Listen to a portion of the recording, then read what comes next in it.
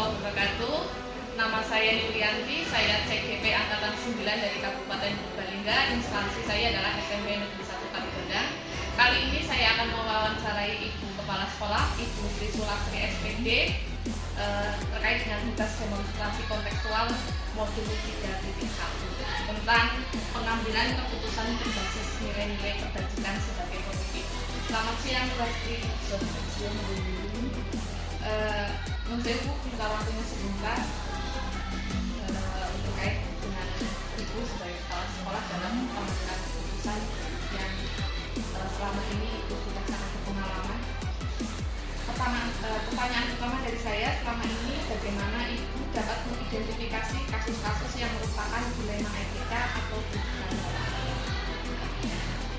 Dalam saya mengidentifikasi kasus-kasus ataupun kejadian-kejadian di sekolah maupun di lingkungan kerja lainnya, di mana saya menjalankan tugas sebagai kepala sekolah, itu tentunya ada kejadian-kejadian ataupun kasus-kasus yang merupakan dilema etika maupun tujuan moral. Untuk dilema etika sendiri, saya dapat mengidentifikasinya dengan melihat ataupun mempelajari kasus tersebut dan kami sinkronkan dengan aturan-aturan ataupun norma yang berlaku. Kemudian kita seimbangkan dengan kewajiban yang termuat di dalam peristiwa tersebut. Kemudian kalau untuk mengidentifikasi untuk yang tadi satunya kan itu yang rujukan moral, itu tentunya sangat mudah untuk mengidentifikasi. Artinya rujukan moral itu berseberangan atau tidak sesuai dengan nilai-nilai kebajikan yang ada maupun dengan aturan yang berlaku dalam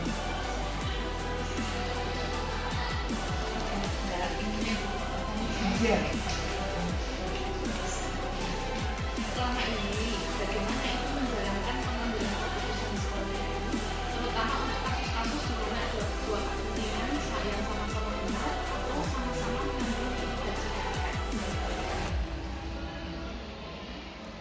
Ya, ketika menghadapi suatu kejadian di mana kita harus mengambil keputusan ya untuk suatu kasus di mana tentunya dua menyangkut dengan nilai-nilai kebajikan ya, nilai-nilai kebajikan yang ada. Tentunya ketika kita misalkan di sekolah terjadi sebuah peristiwa ataupun sebuah kasus di mana ada salah satu guru misalnya yang karena kondisi sakit itu tidak dapat melaksanakan tugasnya dengan baik. Nah, kalau kita lihat dari sisi aturan, tentunya guru tersebut kan tidak dapat menepati hak-haknya.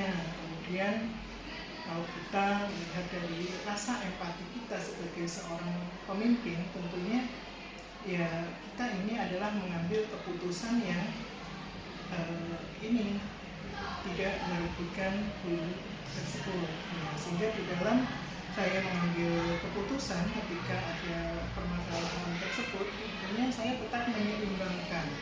Nah, kami berdiskusi secara aturannya, kita berdiskusi dengan pihak yang terkait, misalkan dinas pendidikan, itu bagaimana kiranya tetap guru tersebut dapat mendapatkan izin cuti sakit, tapi juga hak-haknya tetap bisa diterima. Dengan pengambilan keputusan yang menyeimbangkan antara rasa dan juga menggunakan logika, ataupun ketika logika kan kita dasarnya adalah aturan, ketika rasa kita gunakan empati. Ternyata ketika kita menyeimbangkan hal tersebut akan mendapat sebuah keputusan yang tidak merugikan guru tersebut maupun merugikan saya, integritasnya. Ketika kadang kita mengambil keputusan, ya sudah, kita hanya menggunakan rasa karena kasihan, kemudian dengan berbagai cara diri kita sendiri yang mungkin malah berbohong, mengatakan absensinya manipulatif saja. Nah, itu kan juga bertentangan dengan hati nurani. Tetapi ternyata ketika kita pelajari aturan-aturan yang bisa masuk yang bisa digunakan yang selaras dengan peristiwa tersebut, ternyata keputusan yang saya ambil pun dengan mengajukan cuti sakit. Nah, alhamdulillah juga guru tersebut sampai dengan kondisi sakitnya sembuh, itu bisa Itu berarti sudah termasuk langkah-langkah dalam pengambilan keputusan. Selanjutnya itu hal-hal apa saja yang selama ini dianggap efektif dalam pengambilan keputusan pada kasus-kasus ini? Langkah yang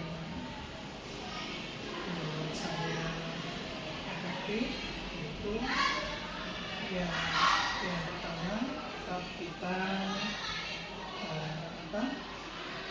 tetap dasar kita adalah aturan diri. Karena dalam menjalankan tugas tentunya aturan diri dari hati. Karena kalau kita kembali, itu juga akan menjadi sesuatu yang. Assalamualaikum warahmatullahi wabarakatuh. Perkenalkan, saya Yulianti, calon guru penggerak angkatan 9 dari Kabupaten Purbalingga. Instansi saya adalah SMP Negeri 1 Kaligondang. Pada kesempatan ini saya akan mewawancarai Ibu Kepala Sekolah SD Negeri 2 Selanegara terkait dengan tugas demonstrasi kontekstual modul 3.1. Selamat siang Ibu. Selamat siang. Nun sewu Bu, saya minta waktunya sebentar untuk mewawancarai Ibu terkait dengan tugas kami, terkait juga dengan pengalaman Ibu sebagai kepala sekolah dalam pengambilan keputusan yang berbasis pada nilai-nilai kebajikan sebagai pemimpin. Nun sewu, ini pertanyaan pertama, selama ini bagaimana Ibu dapat mengidentifikasi kasus-kasus yang merupakan dilema etika atau rujukan moral? Kasus-kasus dilema etika di sekolah antaranya yaitu anak-anak itu bermain, kadang berkelahi, kadang wadan-wadanan, orang tua biasanya disangkut-sangkutkan karena anak SD itu. Nah, biasanya menimbulkan pertikaian, yang dimana selanjutnya itu orang tua ikut-ikutan. Nah, oleh karena itu kami luruskan bagi-bagi yang melanggar etika tersebut, kami panggil untuk diluruskan apa yang sebenarnya terjadi, kemudian kekurangannya apa, kelemahannya apa anak itu, sehingga orang tua saling menerima, tidak saling berkelahi di belakang, selisih paham di belakang. Kemudian untuk bujukan moral. Nah, kadang banyak sekali bujukan moral ke sini, kami juga pilah-pilah itu hal penting apa tidak. Misalkan penting, kita berikan dulu kepada guru membutuhkan apa tidak. Kalau membutuhkan ya kami beli, kalau tidak membutuhkan ya kami untuk tolak sementara. Ini pertanyaan selanjutnya, bagaimana Ibu menjalankan pengambilan keputusan di sekolah Ibu, terutama untuk kasus-kasus di mana ada dua kepentingan yang sama-sama benar Bu, atau sama-sama mengandung nilai-nilai kebajikan? Keputusannya untuk yang sama-sama benar, mengandung nilai kebajikan, kita musyawarah, misalkan kejadian di kelas 6, kita musyawarahkan, ini hal seperti ini. Misalkan ini anak ini mau sholat lah ya, kan benar. Anak ini mau wudhu, nah ini saling berebut, berebut lah. Itu biasanya kan menimbulkan pertengkaran, akhirnya di luar berkelahi. Nah, kita satukan aja ke kelas, kita berikan penjelasan bahwa kamu juga benar, kamu juga benar. Nah, untuk itu sebaiknya kalau menggunakan fasilitas sekolah atau apa itu harus menggunakan budaya antri ya. Budaya antri diterapkan sehingga mana yang dulu ya itu yang didahulukan, yang karena ketinggalan ya di belakang itu, jadi tidak menimbulkan perkelahian di belakang. Sekalian mendidik budaya antri gitu.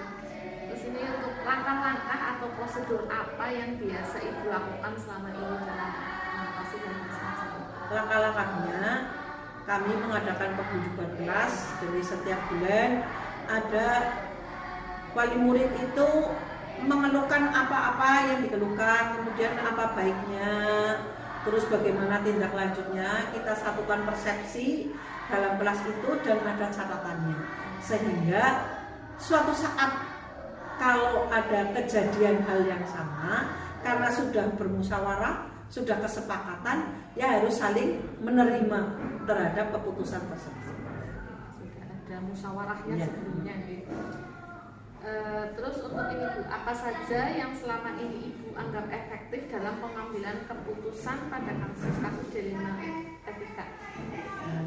Yang paling efektif adalah dengan adanya musyawarah penuh bersama, duduk bersama, yang jelas seperti itu. Musyawarah ya. Terus Ibu, untuk Ibu memiliki jadwal tersendiri dalam penyelesaian kasus-kasus dilema etika? Untuk jadwal tersendiri tidak ada. Setiap ada kejadian langsung diselesaikan, namun dalam setiap ada upacara diselipkan oleh pembina-pembina upacara untuk hal-hal baik itu, seperti itu. Diselipkan Ya, di pembina, iya. itu. Selanjutnya Ibu, adakah seseorang atau faktor-faktor apa yang selama ini mempermudah atau membantu Ibu dalam pengambilan keputusan dalam kasus-kasus dilema etika?